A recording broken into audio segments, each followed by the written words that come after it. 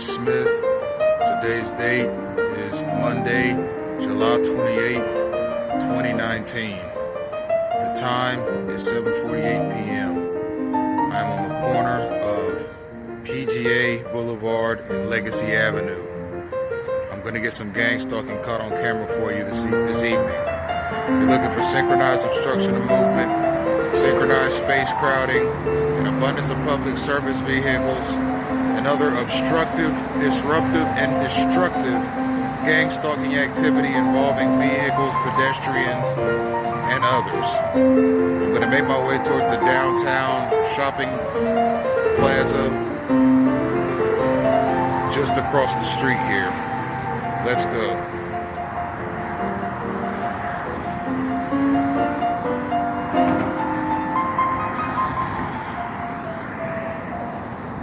The Church of Jesus Christ of Latter-day Saints has operations in more than 160 countries around the world.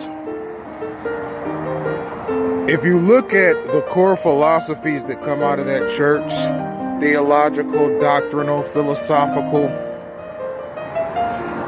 and the personal perspectives on anything that has to do with humankind that come out of the upper echelons of the church, the doctrines of the church, the written canon of scripture, it's a cause for concern. And when I went to that church, I noticed that it seems like the Air Force is the go-to destination for any member of the church that wants to go into the armed services. The church also boasts a high number of members in the FBI, in the CIA, and in the Department of Justice, all of which are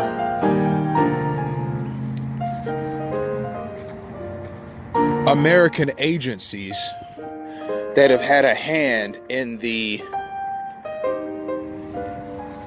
development and implementation of gang stalking. And once I realized that not only people at the upper echelons of the church, but especially out of Utah, there are some people in that church, and mind you, there are very likely FBI Mormons, CIA Mormons, and Department of Justice Mormons that think this same way. There are a good number of members of that church that work for the federal government in various military, intelligence, and federal law enforcement capacities that believe in eugenics, that believe in population control, that believe in racial hygiene, that believe that God has given them as a church a mandate to do as they will and do as they please. This is gang stalking, ladies and gentlemen. I'm just going to tell you how it is. Gang stalking and synchronization is a land, air, and sea project. Now this plane here is synchronized to my location, direction, and speed, ladies and gentlemen. That's something I haven't been able to get on camera so often because planes are rarer. Synchronization with planes and boats is much rarer than synchronization with cars, trucks, and road vehicles. It takes more in the way of resources to synchronize a boat or a plane. But yes, boats, planes, and weather, ladies and gentlemen, through the program HARP, are synchronized to a targeted individual. And there are some other aspects of gang stalking that I haven't gotten into previously.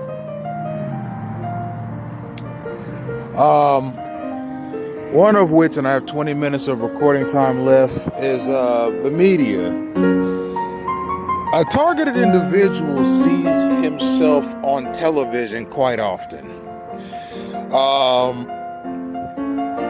If he's consistent. And I'll tell you what I mean, ladies and gentlemen, because this is some of the more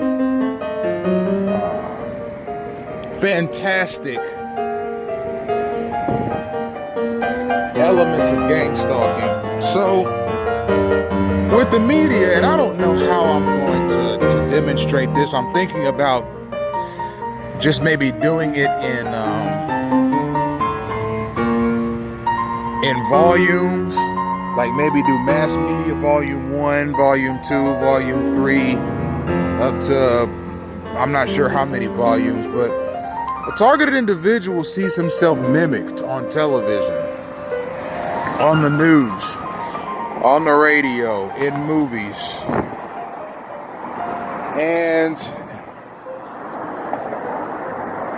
it's something that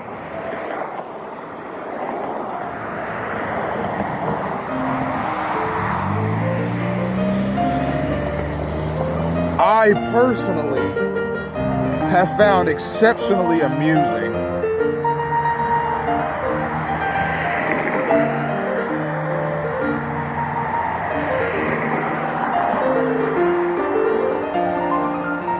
But at the same time,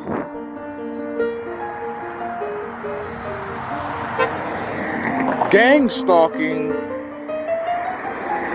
and here's 2 public service vehicles. There's Metro Bus 1, not in service. Actually 3 public service vehicles. Here's Metro Bus 2, not in service. And here's the connector. That's 3 public service vehicles in a row. They're synchronized to my time, direction, and speed. I don't think there's been a single video that I've produced in all 92. This is the 92nd one that hasn't produced a Gang Stalking in Action Live video series that has not produced a public service vehicle. Now, mind you, all of my videos are 18 to 30 minutes long, depending on how much storage capacity I have on my phone. Not a single one of the 92 has not produced a public service vehicle, and you can check the record on that, and you can quote me on that. I have filmed a public service vehicle in my immediate vicinity in every single one, and the videos are only 18 to 30 minutes long, and usually consist of me going from a specific point A to a specific point B with no detours. And if I do make a detour, it's in the general vicinity, and it's practically what I'm doing now. I'm walking in a straight line just about, with maybe 1 or 2 turns until I get to a plaza. So it's not as if I'm scanning the entire city in these videos. I'm going from a specific point A to a specific point B, and in that short time frame, 18 to 30 minutes, I'm seeing exactly what I'm telling you in each video I'm going to see. An abundance of public service vehicles, and I've added commentary in previous videos concerning FedEx, UPS, USPS, DHL where applicable, armored vehicles like Garda, Wells Fargo, Brink trucks. Okay, lots of those, and a gang stalking campaign around a targeted individual. I've documented synchronized obstruction of movement, synchronized space crowding, etc. And it happens every single time. So just imagine what my life is like on a day-to-day basis. I'm only getting a half hour or less of what I'm going through on a day-to-day basis, but it's okay. I've already explained in previous videos what I think about the United States government in respect to how they look into and solve problems like the one that I am experiencing. And I mean what I said about that.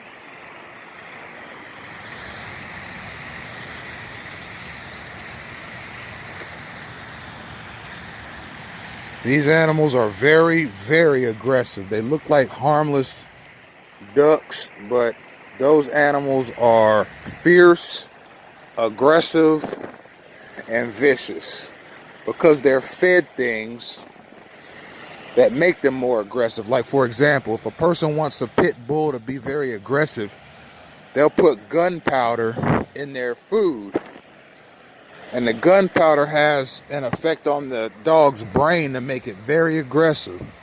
You can feed animals food and put additives in their food to make them very aggressive, and that's what they've done throughout South Florida to chipmunks, squirrels, jackrabbits, raccoons, ducks, lizards, all kinds of reptiles,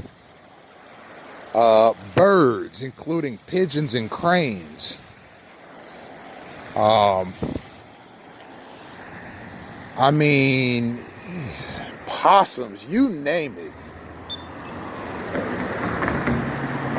Animals in South Florida are given food that make them exceptionally aggressive, and it's to keep people from loitering. South Florida is an extremely anti-loitering geographic region in the United States. Why? Because it's a tourist destination, it's a resort town, it is a retirement destination, and it is made out of money.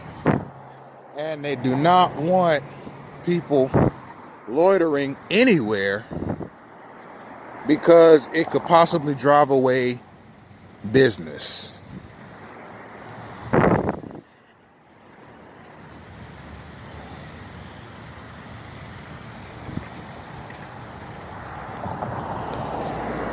Furthermore, people who loiter oftentimes are loitering with a purpose, maybe to sell drugs, maybe to find someone to rob. So it's also rooted in the reduction of crime. But the way they do it is just so strange. They don't increase the police presence, which, I mean, I'm not sure if that'd be a good or bad thing in and of itself, but they drug beasts, and they plant mosquitoes nests in certain places that people are likely to hang out at, and they plant lizards and salamanders and stuff like that around those same areas, and they plant these creepy caterpillars nests and beetles nests, and they do all these little things to deter people from loitering. And I don't know if it's effective or not. I don't know if it's legal or not. I mean, some of those beasts are legitimately harmful. There are places right here in Palm Beach Gardens where bees nests have been planted, and I don't know if the bees nests are planted by the real estate development companies that own the plazas and buildings and so forth as a deterrent to keep people from loitering. Or, I don't know if you can see this, but see all those mosquitoes? See that? It would be easy for the state of Florida to rid itself of mosquitoes. It's really not that expensive of a venture. Anyhow,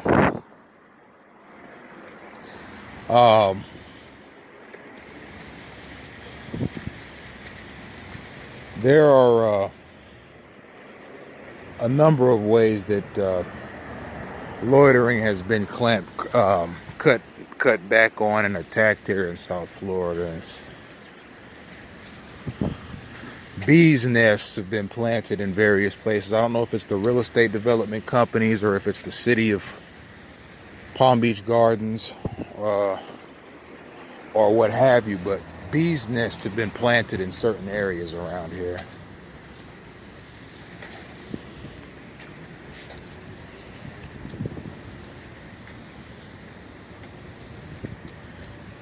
One stung me on the ear yesterday afternoon, if I'm not mistaken. And bee stings can be deadly depending on if the person who's stung is allergic to the venom that the bees carry. And I'm not, thankfully, but my heart did skip a few beats at various points in time throughout the day, and I attribute it directly to the bee stings.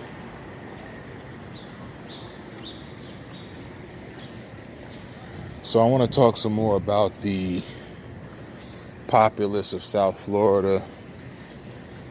The populace of South Florida is mostly made up of, and I'm talking about the permanent populace, is made up of senior citizens who have retired and want to move to Florida because it's warm and inviting to them. It's made up of very wealthy people, maybe people who have struck it rich, maybe people who won the lottery, maybe athletes, entertainers, that kind of thing, and possible high-level executives in companies and so forth, and people who have just done very well are able to live comfortably in South Florida. Everybody else who wants to live here, you can, but you're going to be living in extremely modest means. Okay, I challenge anyone listening to this to look up on Zillow or Realtor.com or any real estate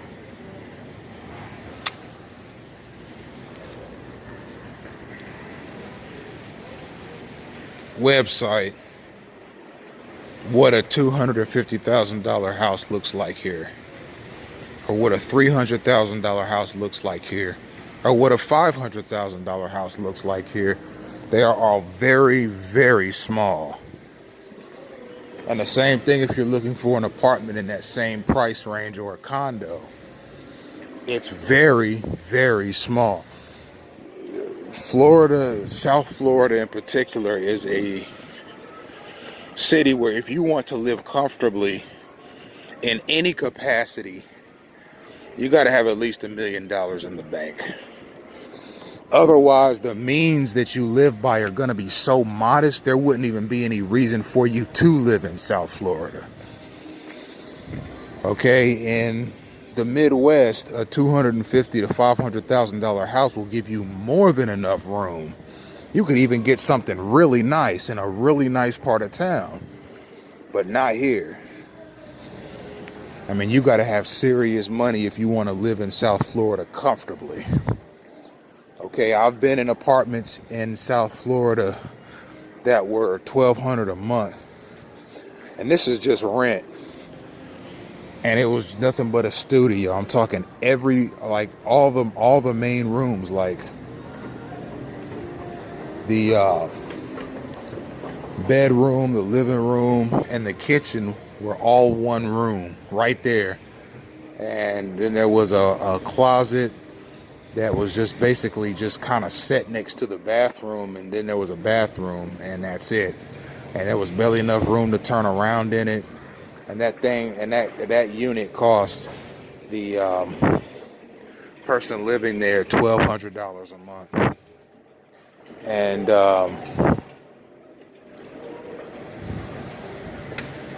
then I went to a condo that was supposed to be one of the nicer condos in the North Miami Beach area. Same thing. small, just terribly small. The person said they're paying $1,400 a month to live there. Just terribly small. And not really desirable either. I mean, the tile floors, like, it seems like almost every condo or apartment in South Florida has tile floors, and it's like, it's a nightmare to keep clean. And it's unsightly, all the dust and dirt that gets on that stuff. I mean, you gotta mop it and sweep it ever how many times a week. I'd much prefer carpet, and I prefer to shampoo and vacuum than to mop and sweep. And that is just how South Florida is set up economically, and it's done that way on purpose. It's meant for well-established people to enjoy themselves. Now, again, if you are a person of modest means, you can actually maintain an existence in South Florida, but it's going to be a very, very modest and meager existence that you could stretch much further in another city. I got 4 minutes of recording time left. I'm about to go use the restroom. I want to talk a little bit more about the media before I go in here. I got 4 minutes. So, a targeted individual oftentimes sees instances of media mimicry. Like you'll for example, a target will hear, or not hear, but the target will have, let's say, a conversation with a police officer, and in that conversation something is said about we'll make it random, a Dasani water bottle,